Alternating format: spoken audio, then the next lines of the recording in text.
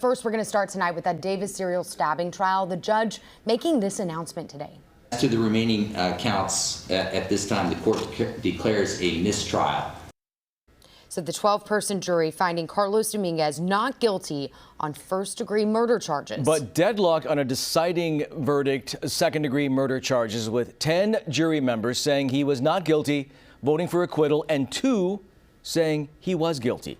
And that was the standoff, and that was the deadlocked jury. Your reporter covering Yolo County, Ashley Sharp, was up bright and early this morning in the courtroom. Been covering this since the beginning. You were there as the verdict was read, live with the latest getting answers on what comes next and reaction. Ashley. Well, really a shocking day here in Yolo County Court. That first-degree murder charge being found not guilty means that Carlos Dominguez cannot be retried on first-degree murder. So jumping down to that second-degree murder charge, that's where things are still up in the air. A hung jury means that on second-degree murder, Carlos Dominguez can be retried. Of course, we've got other lesser charges as well to consider, like involuntary manslaughter. So still a lot to consider here. But what we believe is that we are headed to starting from scratch a brand new trial. And that is certainly not what the families of 2 victims had hoped to hear out of the courtroom today. We are the victims, the silenced majority. Only victims understand our pain. The parents of fallen UC Davis student Kareem Abu Najm say a not guilty verdict and mistrial for their son's accused killer is a crushing blow.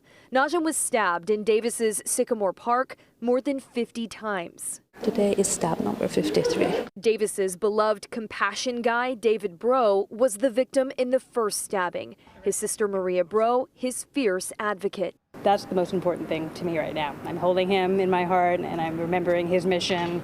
And so I'm not tied to a specific outcome right now other than whatever the most compassionate outcome is going to be. I'm going to implement those. Friday in court, the culmination of a 5-week trial and jury deliberations spanning 3 weeks. The court declares a mistrial.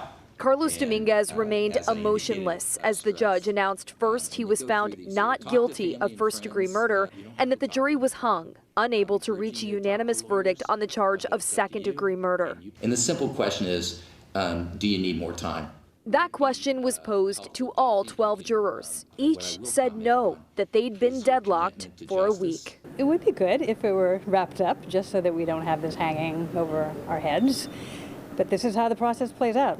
At the center of this case was never whether or not Dominguez committed the 3 stabbings, but rather the intent. He admitted in court when he took the stand that after being treated for schizophrenia following his arrest, he understood what he had done.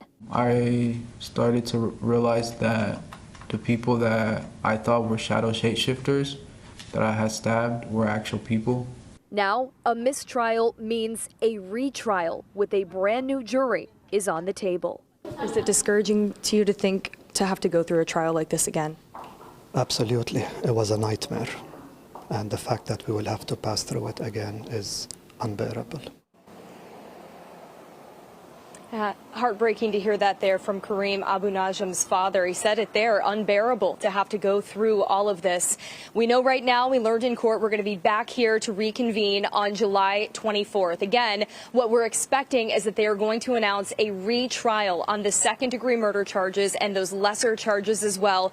Not first-degree murder, officially found not guilty in court today. That's how we expect it all to move forward. Right after the trial wrapped up today, Tony and Hunter, we stopped both sides of the defense and the prosecution. No comment from either side. And then the jurors who are now free from this case, this trial, finally able to speak about it publicly and amongst themselves, all decided unanimously not to speak to any reporters following today's conclusion of this trial. I tell you what Kareem's mom said today was stab wound number 53.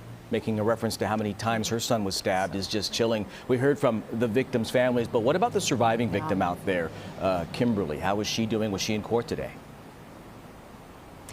She was not. Now, Kimberly Guillory did testify in this trial. Again, she is the only surviving victim, the third person to have been stabbed. And then just 2 days later, after she was attacked, is when Dominguez was arrested and taken into custody after the 911 lines in Davis flooded with people bringing, his description forward and saying, we think we see him. And it was the Davis community really that rallied to get to this point of arrest. But right after Kimberly was released from the hospital, I sat down with her for an exclusive interview. She talked to us and then really kind of went off the grid. We haven't heard from her at all since until she testified here. And I asked her at the time, this was back in 2023, I said, are you at peace? What will bring you peace? And she said a conviction and a guilty verdict. So you can imagine today she feels much like these families disappointed in the outcome. Such an emotional thing, of course, as we know she had to be in there to hear some of those details again as she lived through it. Ashley, live for us in Woodland. Thanks so much, Ashley. And we'll keep tracking what's next in this case. Share any new developments for you, both on air and online. CBS13.com is where you can find us, always streaming, of course,